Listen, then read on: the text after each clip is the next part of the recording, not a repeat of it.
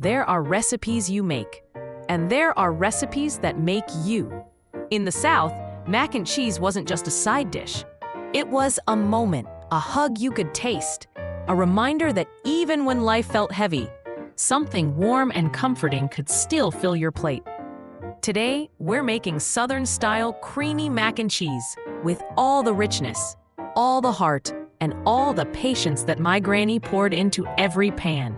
Here's what you'll need. Simple things, but used with intention. Ingredients: 1 pound elbow macaroni, 4 tablespoons butter, 4 tablespoons flour, 3 cups whole milk, 1 cup heavy cream, 3 cups sharp cheddar, freshly grated, 1 cup mild cheddar, freshly grated, 1 cup Colby Jack, freshly grated, 1 teaspoon salt, 1 teaspoon black pepper, half a teaspoon paprika, half a teaspoon mustard powder.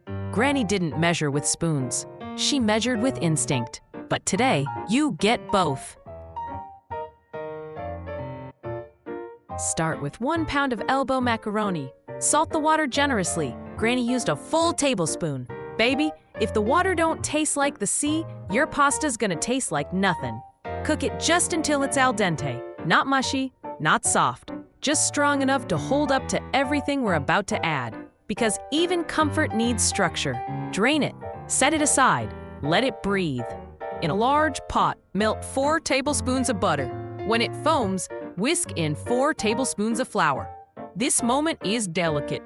Butter and flour fighting the heat together, thickening, strengthening, transforming. Let it cook for 1 to 2 minutes. Just long enough to lose the raw taste, but not long enough to brown. And isn't that just like life? A little heat strengthens you. Too much burns you. Slow your pace. Trust the process. Now we turn roux into richness. Pour in 3 cups of whole milk slowly, gently, whisking the whole time. Then add 1 cup of heavy cream, the secret to that southern velvety texture. Next come the seasonings. 1 teaspoon salt, 1 teaspoon black pepper, half teaspoon paprika, half teaspoon mustard powder. Subtle touches, but great dishes are built on little decisions. Let it simmer till it thickens. Not rushed, not forced, just gradually becoming what it was always meant to be. Now, the luxury. Stir in 2 cups sharp cheddar, 1 cup mild cheddar, Colby Jack. Let them melt slowly into the creamy base. No shortcuts, no rushing. Every time Granny made this dish, she poured a little generosity into it. A little extra cheese, a little extra kindness, because abundance isn't just an ingredient, it's a mindset. Now take your cooked macaroni and gently fold it into the cheese sauce. Make sure every piece is coated in warmth, covered in flavor, loved a little. This part always reminded Granny that people are like pasta. We soak up the environments we're placed in. We become part of what we're surrounded by. Choose your surroundings carefully. Make them rich, make them warm, make them worth absorbing. Pour it all into a baking dish, one with deep sides and room for greatness. On top, sprinkle 1 cup sharp cheddar, a pinch of paprika for color.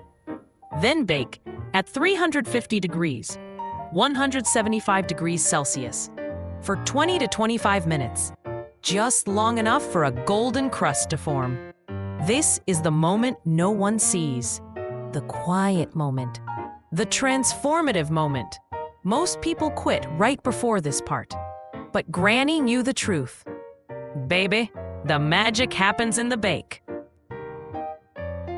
Listen to that.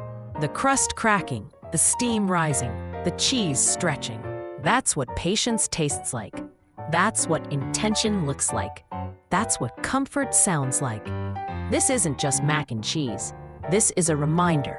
When you take your time, when you trust the process, when you love what you're creating, the results speak for themselves. Southern mac and cheese teaches us that greatness is layered, comfort is crafted, patience pays off, and love is best served warm. So slow down, cook with purpose, create something meaningful, and share it with the people who matter. Because sometimes, the simplest dish carries the biggest lesson. Take your time, feed your soul.